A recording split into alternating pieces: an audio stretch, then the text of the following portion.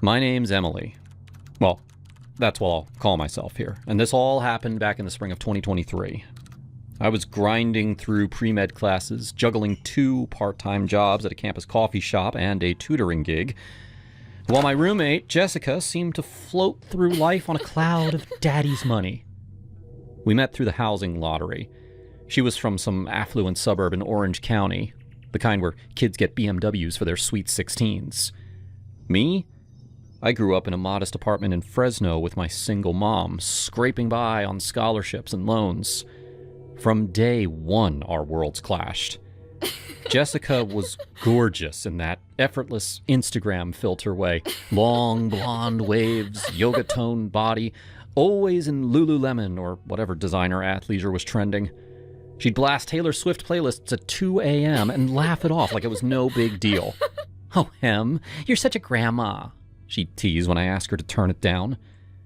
But the real trouble started with her impulsiveness. One afternoon, right before spring break, I was rushing between Bio 101 and Chem Lab when I decided to swing by the dorm for my forgotten notebook. As I unlocked the door, a weird metallic smell hit me, like overcooked metal mixed with steam. I followed it to the kitchenette, and there it was. A pot on the stove, eggs rattling around in maybe half an inch of bubbling water, the burner on high. Jessica had set them to boil for her healthy lunch, packed her Louis Vuitton for a trip to Cabo with her boyfriend, and just left. "Jessica, you here?" I called out, but the room was empty. Her side looked like a tornado hit. Designer clothes strewn everywhere, half-packed suitcases. I turned off the stove, heart pounding. If I'd been 5 minutes later, the water would have evaporated and poof, fire alarm. Or worse, the whole building up in flames. I texted her, "Dude, you left the eggs boiling. Almost burned the place down." She replied hours later from the airport, "OMG, thanks, Em. You're a lifesaver." Heart emoji. No apology, just emojis. That was Jessica. Careless, entitled, assuming the world would clean up her messes. And it wasn't just the eggs. A few weeks earlier, she had smuggled in 3 guinea pigs. Against every housing rule, of course. "Oh, they're so cute, Em. Look at their little faces," she cooed one night, pulling them out of a cardboard box under her bed. She named them Fluffy, Whiskers, and Peanut. But Jessica was never around. She spent 90% of her time at her boyfriend Tyler's off-campus apartment, crashing there after parties or study sessions that involved more rosé than textbooks.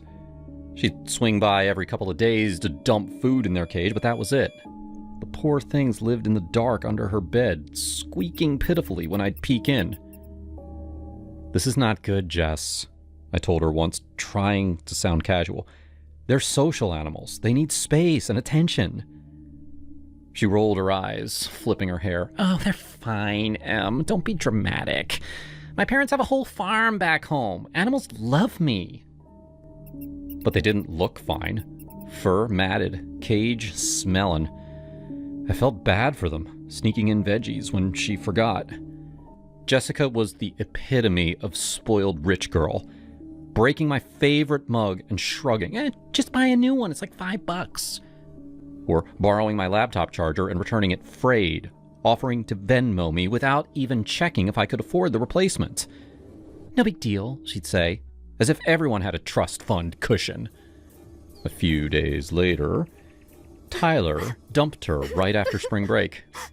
I came back to the dorm one evening to find her sobbing on her bed, mascara streaking her face, surrounded by crumpled tissues and an empty Ben & Jerry's pint. He set up too clingy, and then I found out he's been hooking up with that sorority from Delta Kim." I sat on the bed, awkwardly patting her shoulder. "That sucks, Jess. Tyler's an Inside, I wasn't surprised. Tyler was a frat bro with a wandering eye. But seeing her broken like that stirred something. She was always the one with the perfect life, while I scrimped on ramen to save for textbooks. But now, she was vulnerable. And in her anger, she did something unforgivable. I hate him! I hate everything! She screamed, grabbing Peanut, the smallest guinea pig, from the cage. Before I could stop her, she hurled him across the room like a softball. He landed in the yard, passing through the open window. We searched for hours, but he was gone. Either dead or escaped. Free, perhaps. Jessica collapsed in tears. Peanut, oh God, what did I do? I'm a monster. She cried for days, barely eating, skipping classes. The other 2 pigs huddled in their cage, traumatized. That's when I saw my opening. I was tired of being the poor girl in the shadows, watching Jessica waste opportunities I could have killed for. My family wasn't close. My mom worked odd shifts as a nurse, and my uncle Richard was the black sheep.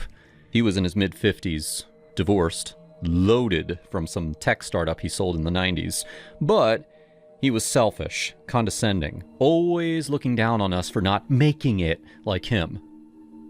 Your mother's choices, Emily, he'd sneer at holidays. Poverty is a mindset. We hadn't spoken in years, but I knew he had a thing for younger women. His ex-wife was barely 30 when they split. I scrolled through Jessica's Instagram that night. Endless selfies, beach shots from Cabo, her pouting in designer dresses. Perfect bait. I DM'd Uncle Richard. Hey, long time. Remember my roommate Jessica? She's going through a rough breakup. Super vulnerable right now. Thought you might want to cheer her up. Bring her a new guinea pig. She's got a soft spot for them. I attached her profile link. He replied faster than I expected. Guinea pig? That's random. What's in it for me, niece? Straight to the point, that douchebag. She's hot, rich, and heartbroken. Easy pickings. I'll guide you. Tell you what she likes. In return, I need cash. I'm drowning in loans. A pause. Then, deal. Send details. The next weekend, Uncle Richard showed up at our dorm with a fluffy white guinea pig and a fancy carrier, complete with organic treats and a plush bed. Jessica answered the door, her eyes puffy but still stunning. Hi? Can I help you? He flashed his charming smile, the one that hid his sleaziness. I'm Emily's uncle, Richard. Heard about your little pet mishap. Thought this might brighten your day. He held out the carrier. Jessica's face lit up like Christmas. Oh my God, he's adorable! Thank you so much! She hugged him impulsively, pressing against his Armani shirt. I watched from the couch, pretending to study. Yeah, Emily mentioned you're an animal lover. Maybe I could take you out sometime. Dinner at Nobu? My treat. She hesitated, glancing at me. I nodded encouragingly. Go for it, Jess. You deserve some fun after Tyler. That night, after he left, she gushed. Your uncle's kinda hot for an older guy, and so generous. I smiled inwardly. Yeah, he's loaded. And a gentleman. Treats women like princesses. Over the next few weeks, I became their twisted Cupid. I'd text Richard tips. She loves sushi and rosé. Take her to that rooftop bar in Santa Monica. Girls our age love that. Or gift her AirPods or a Tiffany necklace. Nothing too flashy at first. Jessica would come back from dates buzzing. He took me to this amazing spa. And in the sheets, oh my God, he's experienced. Like, knows exactly what to do. Tell me more, I'd say, feigning girl talk excitement while noting details for Richard. What does he do that Tyler didn't? She'd laugh, spilling everything. Ty was all rush. Richard takes his time. He's like a pro. And he's got this dominant vibe, you know? Pins me down, but gentle. I'd relay it to him. Focus on south of the border. She loves when you take control. In return, my bank account swelled. $500 here, $1,000 there. For your troubles. he'd wire with a wink emoji. Suddenly, I could afford new clothes, eat out without guilt, even book that Euro trip I dreamed about. Backpacking through Paris, Rome, Amsterdam. Freedom from my shitty life. As their fling heated up, Jessica changed. She doted on the new guinea pig, named him Lucky, and the other two got upgrades to a bigger cage. But she was oblivious to my role, thinking Richard was just smitten. He's so attentive, Em. Buys me dresses, takes me to his beach house. It has a hot tub with ocean view. We were up all night. It was insane. Richard confided too, via late-night calls. Your tips are gold, Em. She's wild. Loves when I pull her hair. Worth every penny. Glad it's working, I'd say, suppressing bile. He was a creep, but his money was clean. By summer, they were inseparable. Jessica moved most of her stuff to his place, leaving the dorm quiet. I packed for Europe, funded by his generosity. On my last day, I stepped outside her old room. Now, his guest suite in his Malibu pad where she had invited me to say goodbye. The door was ajar. Lucky, the guinea pig, waddled out, sniffing at the door. I knelt, patting his soft head. Good boy, I whispered. This whole setup was my masterpiece. I stood, shouldered my backpack, and walked out.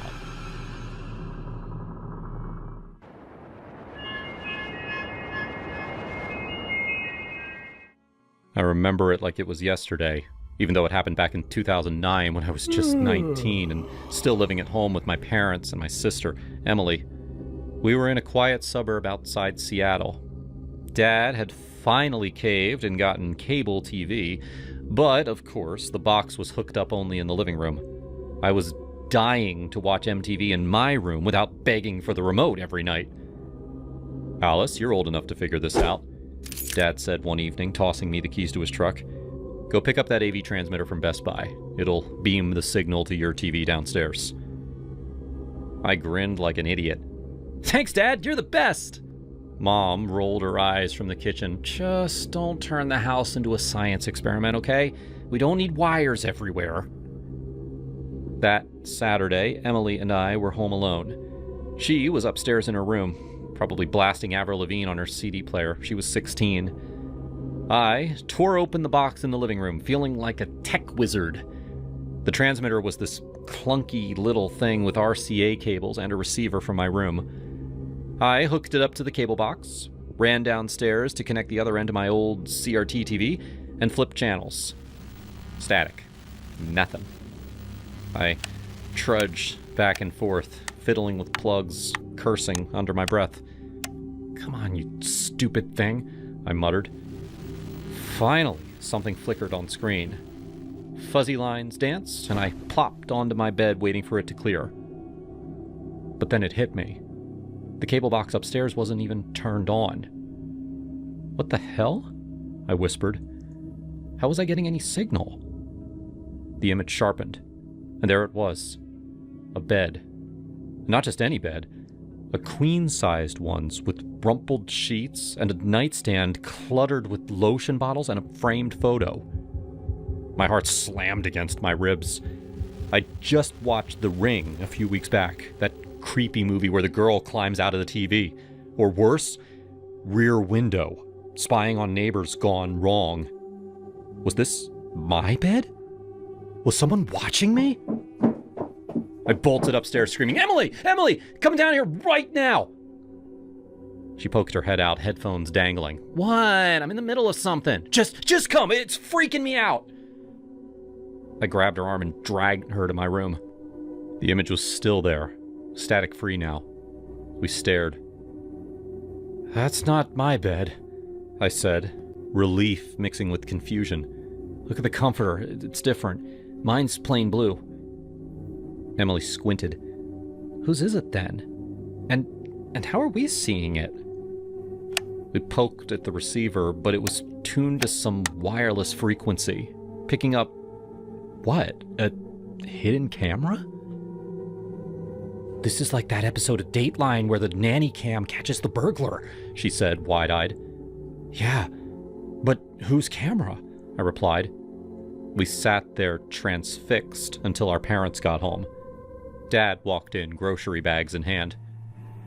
Girls, what's with the faces? You look like you've seen a ghost. I pointed at the TV. Dad, look. We hooked up the transmitter, but it's picking up this feed from a bedroom. He frowned, set the bags down, and joined us. Mom hovered behind. That's the Martins' bedroom, he said after a minute. See that headboard? I helped Bob install it last summer when they remodeled. The neighbors? Mom gasped. Like next door? How are we getting their signal? Dad shrugged. Must be close range. Wireless baby monitor or something? But why in the bedroom? Emily giggled nervously. Maybe they're spying on each other. Like cheating suspicions. Emily, Mom scolded. But I could see the wheels turning in her head, too. We all assumed it was some marital drama. Bob or Cynthia checking for infidelity. Or maybe filming themselves for, spicy reasons. This feels wrong, Mom said. We should turn it off. But we didn't. Not right away. Curiosity got the better of us. For the next few days, we'd sneak peeks. The room was empty most of the time. Bob and Cynthia were at work, renovations buzzing in their house. They hired this plumbing crew for a big bathroom overhaul, pipes and all. See? Nothing exciting, I told Emily one afternoon. Just an empty bed. Yeah, but it's creepy knowing it's there, she replied. Then, one weekday, Mom and I were home alone. I flipped on the TV out of habit. Mom, come here! I yelled from my room. A man entered the frame. It was the plumber, the one we'd seen coming and going for weeks. At first, he just paced, but then he opened the dresser drawer, Cynthia's drawer. He pulled out a pair of lacy panties, red, silky ones, and held them to his face, inhaling deeply. My stomach twisted. Oh my God, Mom! He's sniffing her underwear! Mom rushed in, hand over her mouth. That's disgusting! Is this being recorded? Do the Martins know? We watched, horrified, as he rifled through intimates. Then he froze, eyes darting to the corner of the room. Slowly, he approached the camera, staring right into the lens. My blood ran cold. He knows, I whispered. He knows we're watching. No, call your dad, now. I dialed Dad at work, voice shaking. Dad, the plumber's in the Martins' room. He's doing creepy stuff with Cynthia's things, and he looked right at the camera. Dad's voice was calm but tense. Stay put, I'm coming home. By the time Dad arrived, the plumber, his name was Gary, we later learned, had fiddled with the device and left. Mom was a wreck. We can't get involved, Tom. What if he comes after us? We have to tell them, Dad insisted. What if it's worse than we think? Against Mom's protests, Dad marched next door.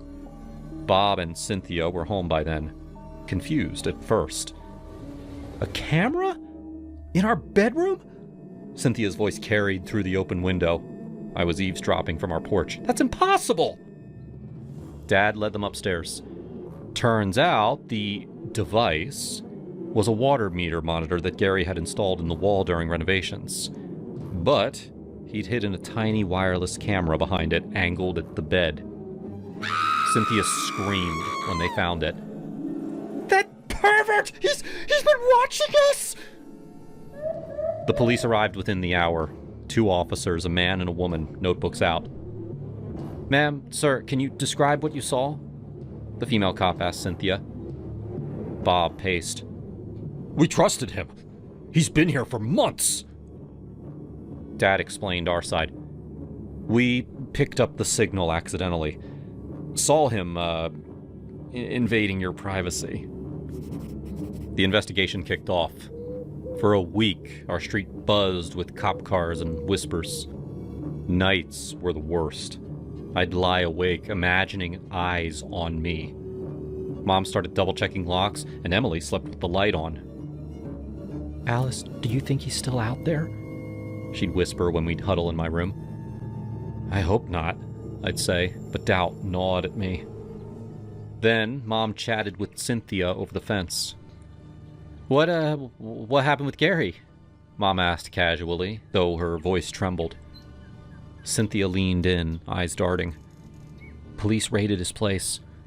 Found recordings, us sleeping, changing, even intimate moments. She paused, voice dropping. And get this. Nights, he'd park on our street, tinted windows, laptop open, watching live. My skin crawled when Mom relayed it. A station wagon? Like the one I've seen? Mom nodded. Dark blue, right? Tinted all around? Flashbacks hit. Late nights driving home from my friend Lena's place, or stumbling back from parties. That car, always parked 30 yards down, engine off. I'd glance at my reflection in the windows, fixing my hair, never imagining someone inside.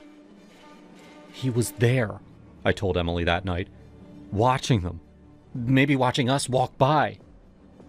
Ew, gross, she said. What if he saw you? We ditched the AV transmitter. I settled for living room TV time.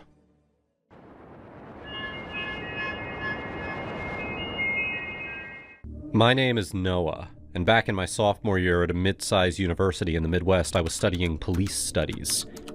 Yeah, the irony of that will hit you soon enough. I wasn't the party type. I was the guy who hit the books, worked out, and dreamed of a career in law enforcement where I'd actually help people navigate chaos. Little did I know the real chaos was waiting right in my living space. It all started innocently enough. Freshman year had been smooth, but sophomore year, the housing lottery paired me with this massive dude named Jake. He was a kinesiology major. And yeah, he smoked like it was his part-time job.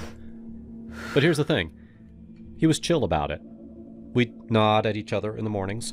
He'd crack jokes about my cop vibes, and I'd laugh it off. Dude, you're like the straight-edge enforcer, he'd say, puffing out a cloud of smoke from his side of the room. Bet you'd bust me if you could.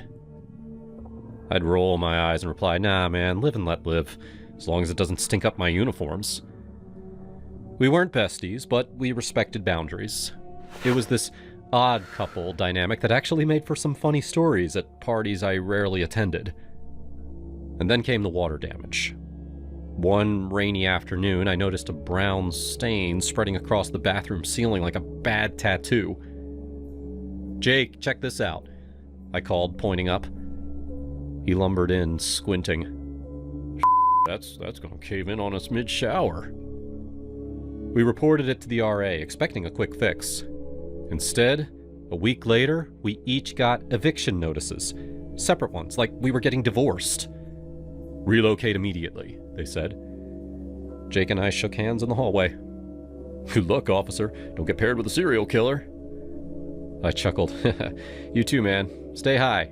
Legally. And just like that, we parted ways. I lugged my boxes to the new dorm on the other side of campus. It was a suite-style setup. A tiny common area that doubled as a kitchen and entryway, with 2 small bedrooms branching off. I knocked on the door at 2 p.m. on a Wednesday. Prime class time for most people. The door creaked open, and there stood my new roommate, bleary-eyed, with a mop of disheveled hair and the unmistakable reek of last night's binge. Cans littered the floor like casualties from a frat war. Hey, I said, extending a hand. I'm Noah, your new roomie. He blinked, rubbing his eyes. What? Oh, yeah, come in. Name's Tyler. He stepped aside, kicking a can out of the way. Sorry about the mess. Rough night. Rough night turned into rough every night. Tyler was a business major, or so he claimed, but his schedule seemed to revolve around sleeping till noon, gaming till dawn, and accumulating everywhere. The common area? His personal shoe museum. 30 pairs, at least, stacked haphazardly, from muddy sneakers to dress shoes that looked like they had never seen a polish. Dude, why so many shoes? I asked one day, trying to navigate to the fridge without tripping. He shrugged from his bedroom door, chugging an energy drink. Gotta have options, man. Girls notice that. His hygiene was next level bad. Clothes piled up in corners unwashed for weeks, emitting a funky odor that seeped into the kitchen. I started eating all my meals on campus, grabbing subs from the student union or salads from the cafeteria. You never cook here? Tyler asked once, noticing my avoidance. Nah, just busy with classes. Truth was, I couldn't stomach the grime. And then there was the hair. Tyler shaved his head buzz cut style every few days, but he did it in the bathroom sink without cleaning up. Black strands everywhere, like a goddamn shedding Labrador. One morning I showered, toweled off with my own bath towel, thank God I kept it separate, and I felt something prickly. I looked down, covered in his hair. It was all over my towel, stuck like Velcro. What the hell? I muttered, hopping back under the water, scrubbing furiously. When I confronted him later, Tyler, man, your hair's everywhere. Can you clean up after shaving? Relax, bro. It's just hair. Grows back. Nights were the worst. Every damn night. He'd cram 5 to 6 friends into his tiny bedroom. Guys from his high school crew, a couple of girls sometimes, all blasting Call of Duty on his console, yelling obscenities, chugging beers until the cans overflowed the trash. The walls were paper thin. I'd lie in bed staring at the ceiling as laughter and gunshots echoed. Turn it down! I'd yell through the door once or twice. Sorry, man! He'd shout back, but the volume never dropped. I started locking my bedroom door, blasting white noise on my phone to drown it out. Sleep deprivation kicked in. My grades in criminal justice dipped a bit, and I found myself irritable in classes, snapping at group project members. I tried the mature route. One evening, after a particularly loud night, I sat him down in the common area. Look, Tyler, we gotta talk. The shoes, the mess, the noise, it's making this place unlivable for me. I'm studying police stuff. I need focus. He leaned back, cracking open a can. Eh? What's the big deal? College is for fun. I pressed. Fun's fine, but respect the space. Clean up. Keep the parties to weekends, maybe? He nodded. All right, I'll tone it down. But nothing changed. Fed up, I went to the RA. This isn't working, I told her, a no-nonsense junior named Lucy. He's turning the suite into a frat house. She sighed. File for arbitration. It's the next step. So I did. Tyler got the notice and he cornered me that night. Dude, really? Snitch into the admins? The blow-up came the day before arbitration. I came home from class starving and headed to the microwave. Tyler's half-eaten burrito sat inside, cold and forgotten. I pulled it out, set it on the counter, nuked my ramen, and retreated to my room. Tyler burst in, red-faced. What the hell, man? You took my food out and left it there? I looked up from my desk. I needed the microwave. It's not storage. He exploded. That's like me taking your milk from the fridge and leaving it to spoil! I shook my head. Not the same. Fridge stores food. Microwave heats it. I have rights too. He paced, ranting. You're a pain in the ass, Noah! Bring it up tomorrow with the arbitrator. I'm done arguing tonight. But he wouldn't stop, jabbing a finger at me. Frustrated, I flipped him off and I slammed my door. That's when he lost it. I can't take this anymore!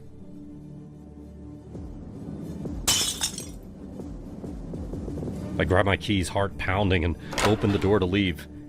He blocked it, chest heaving.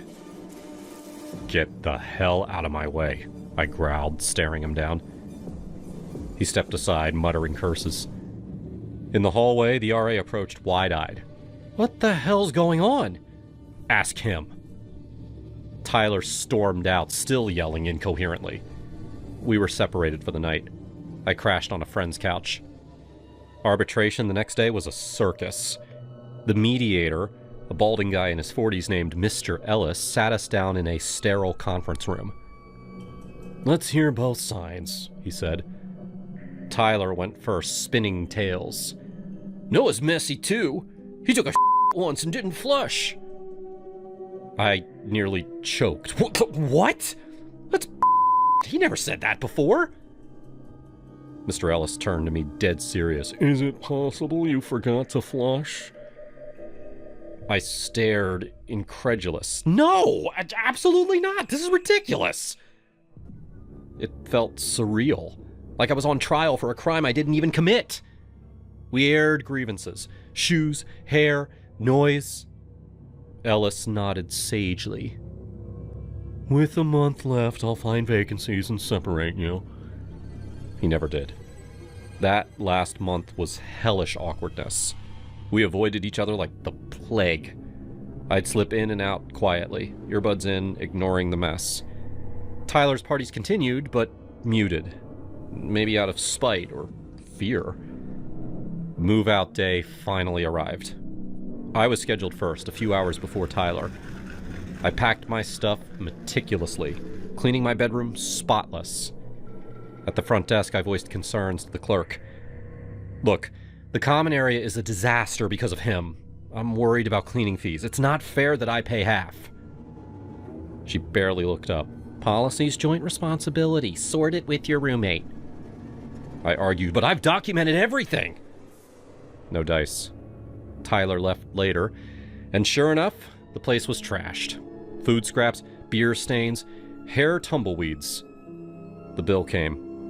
$400 for deep cleaning, split down the middle. I was furious. Out $200 for his mess. Life's too short for roommates.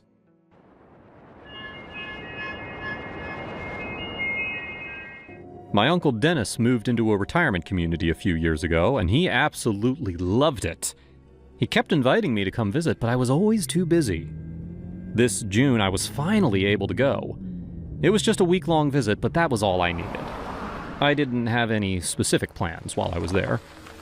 I found his place pretty easily. He lived in a gated neighborhood that was about 3 or 4 blocks wide. I drove past some of Dennis's neighbors and then parked in his driveway. He was already waiting on the porch before I could even knock. "Saw you on the ring cam," he said. "You made good time." He ushered me inside and gave me a tour. The spare room looked fine, but I opted to sleep on the living room couch. That way I could watch TV on his giant screen while he was asleep. He showed me his backyard, which had a nice collection of bird feeders. It was a beautiful area, until I noticed an old woman staring at us from the bushes. I jerked back in surprise. "Don't worry about her," Uncle Dennis said. "That's my neighbor Lois. She's a little weird. From Romania, I think. She always walks around the street and stares at people. You get used to it." "I will not get used to that," I said. That night, I was watching some reality show on Uncle Dennis's massive TV while he snored in the other room. All at once, the image on the TV changed from 5 women drinking wine to a grainy black and white video of an old woman in a black ballerina dress. She was standing in the middle of a grassy area, and then she started to dance. There was something hypnotic about her movements. Repulsive, too. I looked around for the remote. Why had the channel changed? Then I realized I wasn't watching a movie at all. The TV was connected to the ring cam, so it was showing footage from the front yard. I looked back toward the TV and recognized my car in the background. The dancing woman was now gone. Unnerved, I opened the front door and peered outside. The yard was empty. Where'd the old woman gone? Had I imagined it? For the rest of the night, I tried to convince myself that it was just a lucid dream or something. I still asked Dennis about it the next morning. He shrugged and said, yeah, probably a dream. We spent the rest of the day walking around the neighborhood, meeting his friends, and having a nice barbecue. Lois didn't come, thankfully, but she lurked around the street and watched us for a bit. I only caught a glimpse of her long gray hair, the same hair as the ballerina. Was it the same person? It had to be. I had no idea what Lois's deal was, but I knew I was going to keep my distance. That night, I didn't even try to sleep. I was waiting for the Ring camera to go off again. And just after midnight, the TV flashed on with grainy video of Lois dancing ballet in the front yard. It happened exactly like the night before. Same black tutu, same dance moves. But this time, I was ready. I jumped off the couch and raced into the front yard. I caught the old woman before she could dance away. I grabbed her by the thin shoulders. She didn't even try to fight me. She just slowly turned her head to face me. I gasped. Up close, I realized that this wasn't Lois at all. This was a completely different old lady. Unlike Lois, she was horrific. Her eyes were pointed in different directions, and her cheeks were sunken in from a total lack of teeth. How could I have mistaken this woman for Lois? They had the same hair, but every other feature was like a funhouse mirror version of Lois. "Who are you?" I demanded. Instead of answering, she leaned her toothless face forward and kissed me. I tried to twist away, which meant her scratchy lips made contact with my cheek. It was the most disgusting moment of my life. I pushed her away, but I could feel my skin burning from where her lips touched. She giggled like a little girl and then danced into the dark street. I didn't try to go after her. I went inside and took a very long shower. Then I went back to the couch and just sat there for the rest of the night, trying to figure out what had just happened.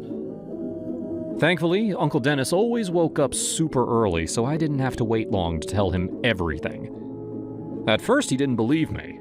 I mean, I couldn't blame him. An elderly ballerina in the night didn't make any sense. But then, he noticed a sore or something on my cheek, exactly where the woman had kissed me. I ran into the bathroom to see for myself.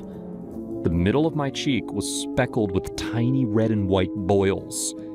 It looked like I had terrible acne in that one little spot. The sores continued to the edge of my mouth. Was it some form of herpes? It looked horrible. Not knowing what else to do, Dennis and I walked to the pharmacy just down the block so we could buy some skin cream. Right before we reached the community's front gates, I noticed Lois from the corner of my vision. Just like the day before, she was lurking in the bushes. As soon as we spotted her, she started to scurry off again, but something stopped her. Instead, she walked right toward me, her expression dead serious. Her eyes were locked on my brand new facial sores. "She came to you in the night," Lois muttered. "She kissed you." "Do you know what's going on?" Uncle Dennis demanded. Lois took a deep breath and explained that she knows all about the dancing woman. It, not she, followed Lois from her village in the old country. It reappears periodically, cursing houses with its dance. Over the years, she had seen this figure cause her friends and neighbors to die in car accidents, suffer heart attacks, and even get mauled by a bear at the zoo. It was always seen 3 nights before tragedy fell. "I sense darkness," she continued, "so I've been patrolling the community to find signs of the creature. I'm so glad I saw your mark. Now I can help you before she returns for the 3rd night." I turned toward Uncle Dennis, silently praying that he believed her too. His expression seemed conflicted, but I think he could tell how freaked out I was. He eventually gave in and asked for Lois's help. "There's a very easy cleansing ritual," she explained. "I will do that in front of your house and you will be safe." I breathed out a huge sigh of relief. I need supplies, though, she added casually. You must pay me $500. Dennis went right back to being suspicious again, but I begged him to pay her. I didn't have enough myself. Once again, he gave in. After that, we got cream for my face and went back home. In less than an hour, Lois was back with a bag of Twizzlers and a gourd. That's it. $500 for Twizzlers and a gourd. She sat on the grass with the gourd sitting in front of her. As she snacked on the Twizzlers, she chanted some kind of spell. Then she smashed the gourd with a rock. The whole thing lasted about 10 minutes. That night, the dancing woman didn't come back. We were safe. The rest of my trip was pretty normal.